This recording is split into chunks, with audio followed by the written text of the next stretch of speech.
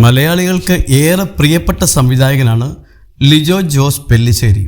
PS Rafeeq തിരക്കഥ എഴുതി ലിജോ സംവിധാനം ചെയ്ത ചിത്രമായിരുന്നു ആമേൻ. 2013 പുറത്തിറങ്ങിയ ഈ ചിത്രത്തിൽ ഫഹദ് ഫാസിൽ, ഇന്ദ്രജിത്ത് സുകുമാരൻ, കലാഭവൻ മണി, സ്വാതി റെഡ്ഡി എന്നിവരായിരുന്നു പ്രധാന വേഷത്തിലെത്തിയത്. ഇന്ദ്രജിത്ത് ആമേനിൽ ഫാദർ വിൻസെന്റ് വട്ടോളി എന്ന കഥാപാത്രമായാണ് എത്തിയത്. ഇപ്പോൾ തൻ്റെ പുതിയ ചിത്രത്തിൻ്റെ പ്രൊമോഷന്റെ ഭാഗമായി സില്ലി മോങ്സ് മോളിവുഡിന് നൽകിയ അഭിമുഖത്തിൽ ആമേനിലെ ക്ലൈമാക്സിനെ കുറിച്ച് സംസാരിക്കുകയാണ് ഇന്ദ്രജിത്ത്. ആമേൻ സിനിമയിൽ ശരിക്കും വട്ടോളിയച്ചനാണ് പുണ്യാളനെന്ന് എനിക്കറിയില്ലായിരുന്നു. എന്നോട് ആ കാര്യം ലിജോ പെല്ലിശ്ശേരി പറഞ്ഞിരുന്നില്ല. ഞാൻ അഭിനയിച്ച് പള്ളിയിലെ സീക്വൻസ് ഒക്കെ ഷൂട്ട് ചെയ്തു കഴിഞ്ഞു. അവസാനം ആ സീക്വൻസ് ഷൂട്ട് ചെയ്യാനായി ഞാൻ മേക്കപ്പ് ഇടുമ്പോഴാണ് ലിജോ വരുന്നത്. ഇന്ദ്ര, വട്ടോളിയാണ് ഇതിലെ പുണ്യാളൻ എന്ന് പറഞ്ഞു.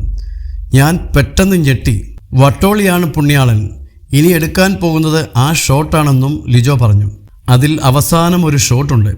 അതായത് ഹീറോയിൻ ബോട്ടിൽ കയറുമ്പോൾ മറ്റൊരാൾ ബോട്ടിൽ നിന്ന് ഇറങ്ങി വരുന്നത്. ആ ഷോട്ട് എടുക്കുന്നതിന് തൊട്ടു മുമ്പാണ് ലിജോ ഇക്കാര്യം പറഞ്ഞത്.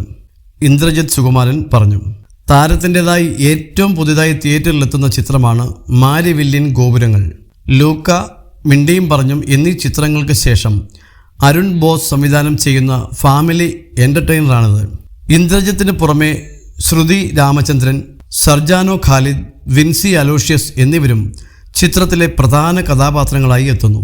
ചിത്രത്തിന് കഥയൊരുക്കിയിരിക്കുന്നത് സംവിധായകൻ അരുൺ ബോസും പ്രമോദ് മോഹനും ചേർന്നാണ്.